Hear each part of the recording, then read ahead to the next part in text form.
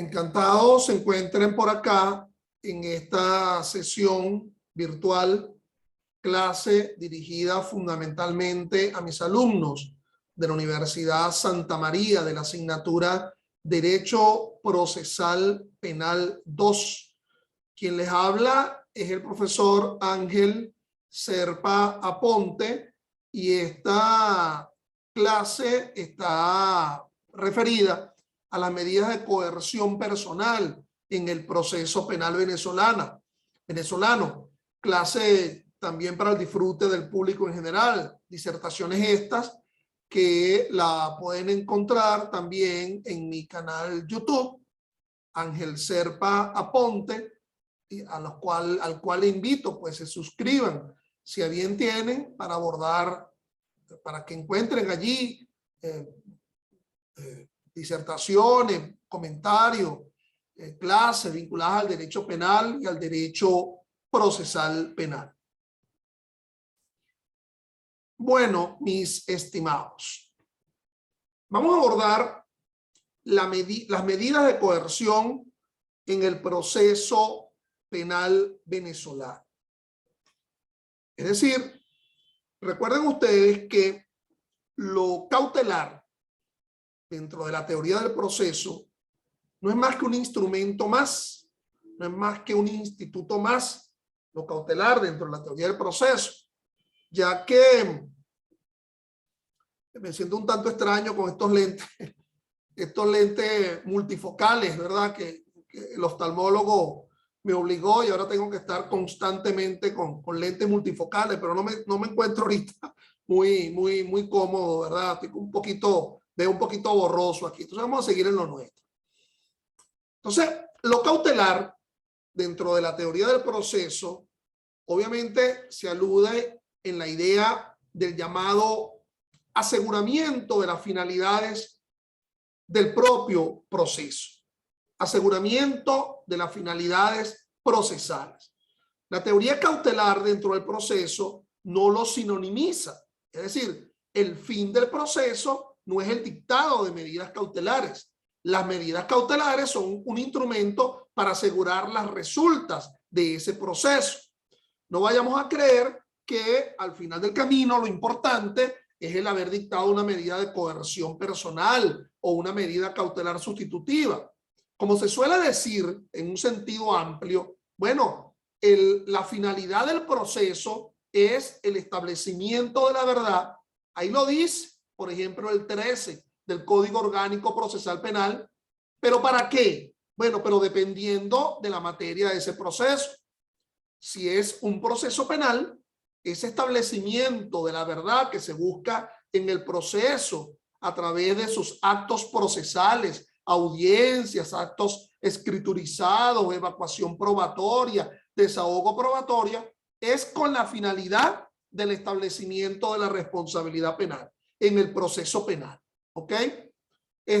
Si fuese un proceso civil, bueno, en la búsqueda de la verdad será con la finalidad de establecer si existe la necesidad del pago de unas obligaciones, de un cumplimiento contractual, de una referencia patrimonial o personal civil. Si fuese dentro de un proceso contencioso administrativo, bueno, será a los efectos de verificar si se procede a la nulidad de un acto administrativo, de efectos particulares o de efectos generales, o la viabilidad de un contrato administrativo o de un contrato de la administración. Es decir, lo cautelar va a estar presente en todos los procesos, pero obviamente lo cautelar en el proceso penal guarda una diferencia significativa con lo cautelar en cualquier otro tipo de proceso, que es el tema de la libertad. Es decir, y si esa referencia cautelar lo asumimos en la teoría cautelar, que hay dos tipos de cautela. Una cautela real, que está vinculada a los bienes. En el caso del proceso penal, bueno, estaría vinculado a el objeto activo o al objeto pasivo del delito. Objeto activo con el que se cometió el delito, el vehículo con el cual se atropelló a alguien, el arma o el objeto pasivo, es decir, las valijas que fueron hurtadas, el bien que fue robado, etc. allí estaría presente el tema de lo cautelar. Y dentro de lo cautelar, bueno, imaginemos los delitos de tanta importancia como la legitimación de capitales, por ejemplo, el problema de los embargos, etcétera, etcétera. Generalmente las medidas cautelares reales se ubican en aquella categoría del proceso civil: embargo, secuestro, prohibición de enajenar y gravar y las medidas innominadas. Pero una cautela que sí es inherente al proceso penal es la cautela personal, la que no está vinculada a objetos, sino que está vinculado a la persona. ¿A qué persona? A la persona del procesado. Y cuando se suele hablar de la cautela vinculada a la persona, a la cautela personal, se denomina coerción. Y por eso que se habla de las medidas de coacción o de coerción en el proceso penal venezolano. Es un largo capítulo que se encuentra ubicado en el Código Orgánico Procesal Penal a partir de los artículos 228 y siguientes del Código. A partir del 228 del COP se establecen los principios que regulan la coerción o la coacción en el proceso penal. Y luego se va a establecer cuáles son esas medidas de aseguramiento, la aprehensión flagrante, el dictado de una medida judicial preventiva privativa de libertad o las medidas cautelares sustitutivas. Como bien saben ustedes, en septiembre de 2021, ya hace unos meses, se reformó el Código Orgánico Procesal Penal. Por lo tanto, todo lo que pudieran ustedes encontrar en la doctrina vinculado a la coerción es ahora novedoso, hay que verlo con mucho cuidado. Esa doctrina, esos libros, generalmente opera una suerte de obsolescencia del conocimiento, porque dos artículos, entre muchos otros, pero dos artículos vinculados a la coerción fueron reformados, y dos artículos muy importantes. Uno, el artículo 230, que es lo que se denomina el principio de proporcionalidad en el proceso penal y que está vinculado netamente al tema de la coerción. Y el otro artículo es el artículo 237, el que nomina lo denominado, la cacofonía, nomina lo denominado, me estoy reiterando, el que nomina el llamado peligro de fuga, es decir, el peligro de fuga que conjuntamente con la obstaculización procesal serían los dos institutos que justificaría la privación preventiva de libertad. Si hay peligro de fuga o hay peligro de obstaculización procesal. Entonces, habida cuenta que fundamentalmente esta clase está dirigida a alumnos de la Universidad Santa María que se atienden a un temario que está vinculado a una pauta normativa, bueno, yo tengo que referirme pues a las normas que regulan el tema de la coerción en el proceso penal venezolano. Otra cosa que es importante, y lo hago en todas mis disertaciones, es abordar la referencia doctrinaria. A pesar que ya, como les dije, hace unos meses fue que se reformó, hace unos meses, es decir, en septiembre de 2021, se reforma el Código Orgánico Procesal Penal y entre otros aspectos se trata el tema de la coerción. Yo no dejo de recomendar dos libros previos, ¿verdad? Que están previos a la reforma. Bueno, tan previo como 2010 o este libro de Alberto Arteaga que lo tienen ante ustedes. Uno es las 10ª jornadas de Derecho Procesal Penal de la Universidad Católica Andrés Bello, estas correspondientes al año 2010, que se denomina ese libro Debido Proceso y Medidas de Coerción Personal. Es evidente que al tratarse el tema del debido proceso y las medidas de coerción, estaría abordándose el tema que nos ocupa hoy. Por cierto, y tengo yo un artículo sobre la revisión del concepto de debido proceso en ese libro. Y el otro libro fue el trabajo de incorporación de nuestro gran maestro Alberto Arteaga Sánchez como académico, ocupando un sillón de la Academia de Ciencias Políticas y Sociales de Venezuela. Y ese libro fue un libro que lejano a lo que nuestro maestro Arteaga, siempre trabajando el tema del derecho penal sustantivo, aquí se ocupa de un aspecto del derecho procesal penal, y se denomina así, como lo tienen ante ustedes, la privación de libertad en el proceso penal venezolano. En esta segunda edición hay inclusive jurisprudencia del Tribunal Supremo vinculada al tema, que fue incorporada por el doctor Freddy Díaz Chacón. Esos libros son altamente recomendados. Entonces, veamos que el tema de la coerción personal no solamente se ubica instrumentalmente en el propio Código Orgánico, sino que obviamente tiene un tratamiento a partir de la propia Constitución. Y no sería otra norma la más indicada que el artículo 44 de la Constitución, aquel artículo que aborda el tema de la libertad. Y entonces nos dice el 44 de la Constitución: la libertad personal es inviolable. En consecuencia, ninguna persona puede ser arrestada o detenida sino en virtud de A, una orden judicial, o B, a menos que sea sorprendida infragante. Entonces, fíjate, la propia Constitución ubica la inviolabilidad de la libertad. Sonrisa en el rostro. Pero de inmediato se nos borra esa sonrisa en el rostro cuando permite el numeral primero hipótesis de violabilidad de la libertad, si se me permite la expresión. Y solamente es concebible esa violabilidad de la libertad bajo el prisma constitucional en dos hipótesis. Una, que previamente exista una orden judicial, y esa orden judicial podría ser una medida judicial preventiva privativa de libertad, pero pudiera ser también una sentencia condenatoria que debe ser ejecutada. Entonces, para darte dos ejemplos, otra medida podría ser una orden de aprehensión, es decir, la medida judicial preventiva privativa de libertad fue dictada a partir de una audiencia ante un juez de control, porque sería el juez de control el que podría dictar dicha orden, y en virtud de lo que establece el artículo 111, numeral 11 del Código Orgánico Procesal Penal, previo requerimiento del Ministerio Público. Pero también hay una segunda consideración en la Constitución, cuando se habla que a menos que sea alguien encontrado en la comisión flagrante de un hecho ilícito.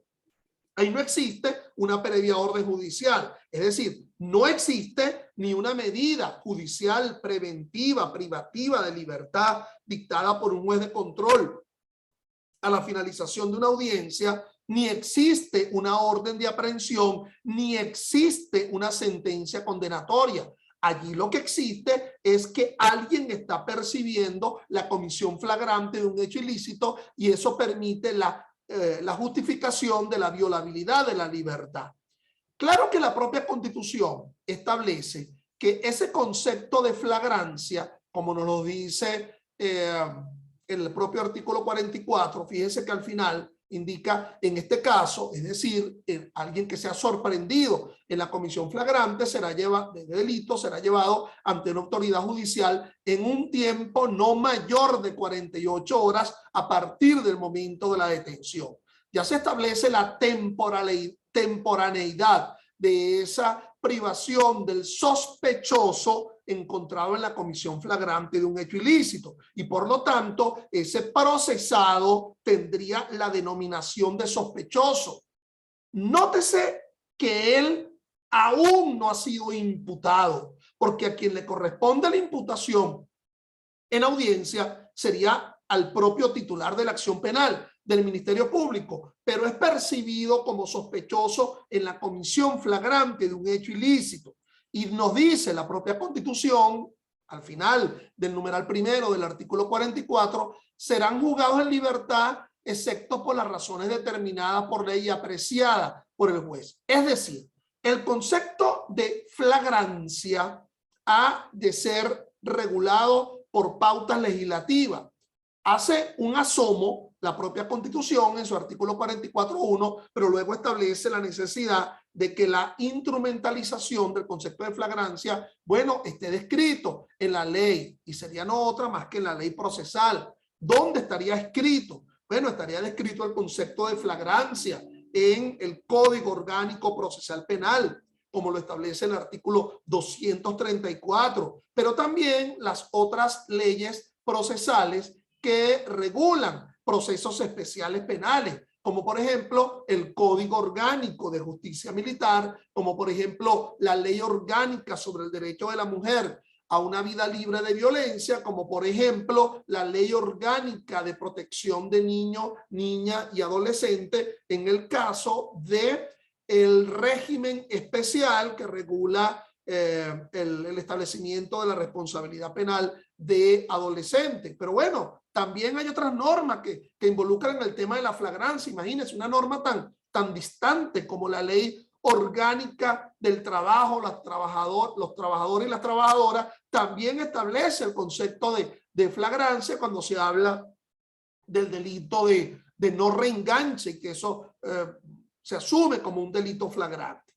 Entonces, mis estimados, también la Constitución, en el numeral segundo del 44, nos dice que toda persona detenida tiene derecho a comunicarse de inmediato con sus familiares, abogados, personas de su confianza, y estos tienen derecho a ser informados. Ya ustedes vieron conmigo que esta pauta ya le está presente en el Código Orgánico Procesal Penal frente a los deberes que deben cumplir los órganos policiales. La Constitución nos dice que esa información debe ser sobre el lugar donde se encuentra la persona detenida, de los motivos de detención, a que dejen constancia escrita en el expediente sobre el estado físico y psíquico de la persona detenida, ya sea por mismo con auxilio de especialistas. La autoridad competente llevará un registro de toda detención realizada. El numeral 4 de ese 44 de la Constitución nos indica que toda autoridad que ejecute medidas privativas de la libertad estará obligada a identificarse, lo cual, como ya vieron conmigo mis alumnos de la Universidad de Santa María, se establece como atribuciones de los órganos policiales. Y aquí viene un numeral muy interesante, el numeral 5 del artículo 44. Ninguna persona continuará en detención después de dictada orden de excarcelación por la autoridad competente o una vez cumplida la pena impuesta. Numeral 5 del artículo 44 de la Constitución, que los invito a que comparen con el artículo 374 del Código Orgánico Procesal Penal, que nos habla del llamado efecto suspensivo de la libertad. Por cierto, no solamente allí, 374, sino también en el 430 del Código Orgánico Procesal Penal. Los que les guste rayar código al lado de 374 deberían colocar ver 44.5 de la Constitución y al igual que el 430 del COP deberían colocarle ver el numeral 5 del artículo 44 de la Constitución y viceversa. Es decir, al lado del numeral 5 del artículo 44 de la Constitución, ver 374 y 430 del Código Orgánico Procesal Penal. ¿Y por qué les recomiendo esa comparación? Bueno, porque muchos aluden que debe darse un efecto, un control difuso de la constitucionalidad. Como saben ustedes, el control difuso es cuando una norma subconstitucional pareciera contradecir a la propia Constitución. Si el 7 de la Constitución nos hace hablar que la Constitución es la norma suprema y que todo el estamento jurídico debe sustentarse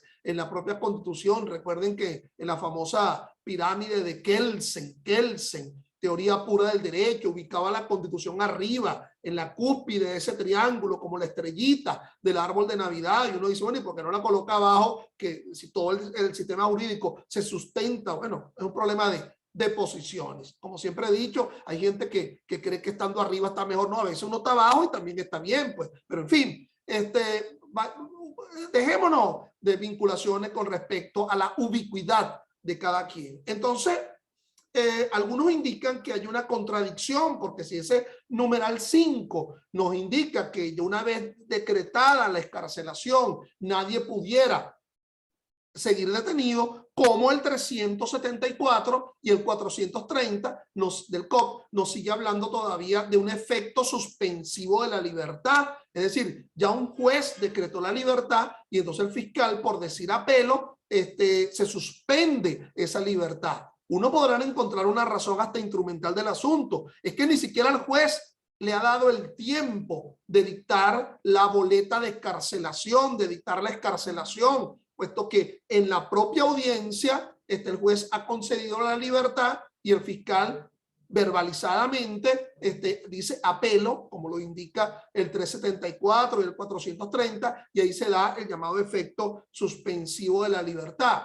Por cierto que ello también sufrió una reforma en el Código Orgánico Procesal Penal. Se reformó el artículo 430, mejorando un tanto a lo que existía el COP de 2012, porque en el COP de 2012 se decía que ese efecto suspensivo de la libertad era inclusive frente a sentencias absolutorias, y ahora solamente queda supeditado a decisiones en las cuales el juez otorgue la libertad que sea dictada en fase intermedia, es decir, en la audiencia preliminar, específicamente en la audiencia preliminar, y el fiscal apela de la misma, y frente no a todos los delitos, sino a los delitos que expresamente establece ese artículo 430, que son los delitos de mucha significación. Bueno, en aras del tiempo, y como la sesión de hoy obviamente se va a dividir en dos partes, pero la segunda parte se van a incorporar con las mismas coordenadas al terminar esta, pero va a durar menos tiempo, no va a durar siquiera los 40 minutos. Yo tengo que asistir hoy miércoles a la misa de los enfermos, pues, y bueno, y debo asistir, pues. Bueno, señores, entonces sigamos acá. Fíjense. Vamos a comenzar con los principios que regulan la coerción, los principios generales de la medida de coerción personal en el COP. En primer lugar, lo que establece el artículo 229, el llamado estado de libertad. Ese artículo 229 también deberían conectarlo con el artículo 9 del Código Orgánico Procesal Penal. De igual manera, igual recomendación. Al lado del 9 colocarán ver 229, al lado del 229 colocarán ver 9 del COP, porque aquel alude a la llamada afirmación de libertad. Aquí estado de libertad. Son normas que a mi modo de ver de alguna forma tienen igual significación. Toda persona a quien se le impute la participación en un hecho punible permanecerá en libertad durante el proceso, salvo las excepciones establecidas en este código. Con lo cual ustedes dirán, bueno, imagínense ustedes, si es a quien se le impute y el quien ha sido encontrado en la comisión flagrante de un hecho ilícito todavía no ha sido imputado en esas 48 horas entre que es aprehendido y es presentado ante el Tribunal de Control, todavía no se le ha imputado, pero allí lo que sustentaría la libertad sería la sospecha de la comisión flagrante de un hecho ilícito establecido en el propio texto de la Constitución. La privación de libertad, dice el 229 del COP, es una medida cautelar. Entonces, definitivamente, aquí no hay duda. Es decir, no hablar de que es una medida de aseguramiento, como lo pudiera ser la orden de aprehensión, es una medida cautelar. Pero al ser cautelar, ha de estar sustentado en los principios de las medidas cautelares, que a lo mejor otros profesores te lo tienen que haber ahondado, sobre todo en teoría del proceso, cuando se habla qué es lo que justifica las medidas cautelares. Y se habla de dos circunstancias: Fumus bonus juris y el llamado periculum in mora, que algunos también denominan periculum in damni. Fumus bonus juris, presunción de buen derecho. Hay una presunción de buen derecho que conduce al dictado de una medida cautelar. La coerción personal, esa presunción de buen derecho, sería, bueno, encontrarse en la posibilidad, como lo habla el 126A del COP, cuando habla de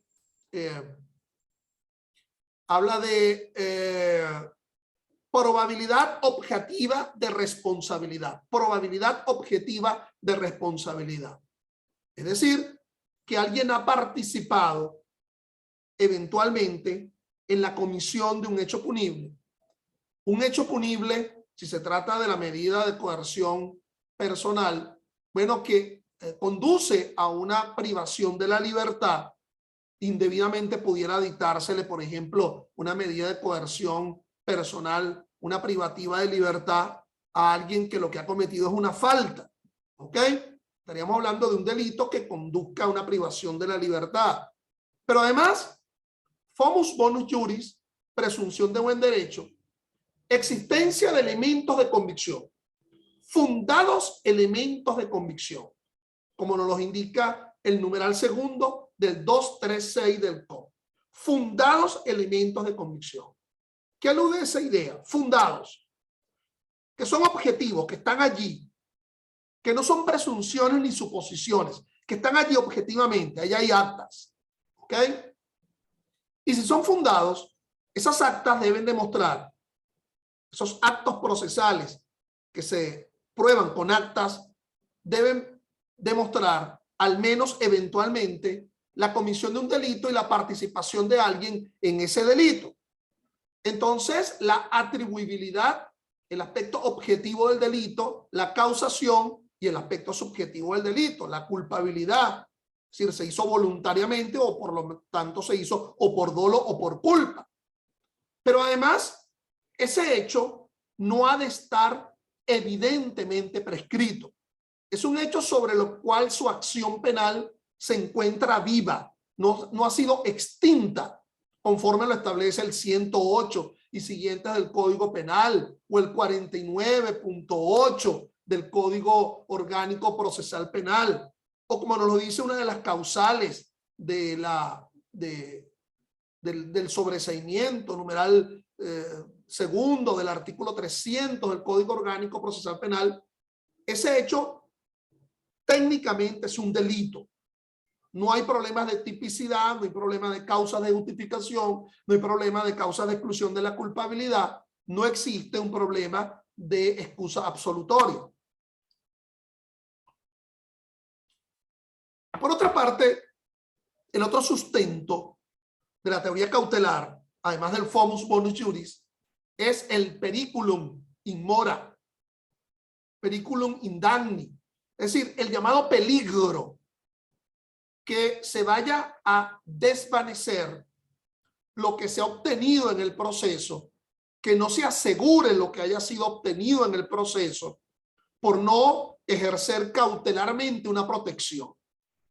En el caso del proceso civil, bueno, estaríamos hablando de la pérdida del bien que haya sido demandado, pero en el caso del proceso penal, estaríamos ante la posibilidad de que se desvanezca la función asegurativa del proceso con respecto al procesado, que ese procesado se abstraiga del proceso, asuma una condición de contumaz, de prófugo, de rebelde, que no esté vinculado al proceso, en desmedro de los derechos de la víctima, en desmedro de los derechos del Estado, que ha asumido ese pacto constitucional de protección de la comunidad bajo la vía del ejercicio del derecho a la sanción y del ejercicio del derecho a la acción. Entonces, esto se expresa, eso del periculum in mora, a través de esas dos fórmulas que están en el Código Orgánico, que es el peligro de fuga, descrito en el 237 del COP, y el peligro de obstaculización procesal, descrito en el artículo 238 del COP. Si ustedes me pidieran estrechez de razonamiento, yo diría que el fumus bonus juris se expresa en el 236 del COP, en vinculación con el 242, si lo que se dictara es una medida cautelar sustitutiva. Y el periculum in mora estaría expresado en el 237 y en el 238, es decir, el peligro de fuga y el peligro de obstaculización procesal. Como siempre, invito a mis alumnos que no asistan a estas clases sin tener en la mano un código orgánico procesal penal, para que vayan allí observando lo que uno está exponiendo. Por cierto, ahí nos pusieron a hacer una encuesta sobre si el próximo semestre iba a ser presencial o no, y si yo podía dar clase de forma presencial. No les voy a decir lo que respondí. Bueno, entonces, sigamos. El artículo 230 del COP, un artículo muy interesante, nos habla de la proporcionalidad. Oído, no se podrá ordenar una medida de coerción personal cuando ésta parezca desproporcionada en relación con tres elementos son muy importantes: la gravedad del delito, las circunstancias de su comisión y la sanción probable. A ver, veamos el primero, la gravedad del delito. Bueno, es obvio que es mucho más grave un robo agravado que un hurto. Es obvio que es mucho más grave una violación, un estupro, que un acto lascivo. Es obvio que es mucho más grave un homicidio que unas lesiones intencionales. Entonces, atendiendo a la gravedad del delito, si muchos cometieron delitos concursados y a uno le están dictando, digamos, privación de libertad porque ha cometido homicidio y al otro en el mismo hecho lo que cometió es lesión, es obvio que la lesión es de menor entidad porque está desprotegiendo otro bien jurídico distinto. En el caso del homicidio, la vida; en el segundo caso, la integridad corporal. ¿Qué más? Las circunstancias de su comisión. Pero no es lo mismo cometer un delito sin una circunstancia modificativa de la responsabilidad penal, es decir, sin agravantes. Es lo mismo, no es lo mismo haber cometido un homicidio calificado que un homicidio intencional, o un robo agravado que un robo propio. No es lo mismo haber cometido, qué sé yo, el delito de corrupción que el delito de destrucción de documentos. Entonces, obviamente, las circunstancias. Recuerden que no solamente existen circunstancias agravantes, circunstancias modificativas de la responsabilidad penal agravante, sino existen circunstancias atenuantes, las que están descritas en el 74 del Código Penal, empezando por haber cometido el delito entre 18 y 21 años de edad. Sí, muchos cometieron ese delito, pero hubo uno que lo cometió teniendo 30 años, el cual sería acreedor o deudor, no sé cómo llamarlo, de una privativa, y este otro apenas tenía 18 años cuando cometió el delito. Entonces hay que atender las circunstancias que están vinculadas al caso, ¿ok? A los efectos de entender el tema el tema del dictado de la medida. La sanción probable. Bueno, fíjense que todavía no sabemos cómo va a ser sancionado, porque apenas estamos iniciando el proceso. Ni siquiera sabemos si va a terminar siendo acusado. Por ahora es imputado, pero no sabemos si al final del camino encuentra elementos fundados el fiscal del Ministerio Público para sustentar la acusación. Y aun cuando fuera acusado, no sabemos si esa acusación va a conducir a su admisión por el juez de control en la audiencia preliminar y el dictado del auto de apertura a juicio. Ni siquiera sabemos si la causa va a juicio. Pero bueno, la sanción probable. De entrada, habrá que advertir una sanción probable. No es que el juez, al abordar la sanción probable, ya esté emitiendo criterios con anterioridad, muy genéricamente, pero tendría que decir, bueno, y en el caso que hubiese sido responsable de la comisión de ese delito, si se verificara yo en juicio, no podemos olvidar que cometió el delito teniendo entre 18 y 21 años, lo cual es una atenuante genérica. En caso que se demostrare, aquí ya se está imputando por un delito preterintencional. Ya evidentemente ya no sería la sanción completa del homicidio intencional, sino que sería un delito preterintencional descrito en el artículo 410 del Código Penal, porque ya está afirmando el Ministerio Público que lo que se quería era lesionar y que al final del camino resultó la muerte. Entonces, la evidencia de la sanción probable. En todo caso, por favor, oigan esto bien. En ningún caso podrá sobrepasar la pena mínima prevista para cada delito ni exceder del plazo de 2 años. Eso sería lo medular dentro del llamado principio de proporcionalidad, que sufrió reforma en esta última modificación del Código Orgánico Procesal Penal en septiembre de 2021. Es decir, las medidas cautelares no podrán exceder de 2 años en forma continua.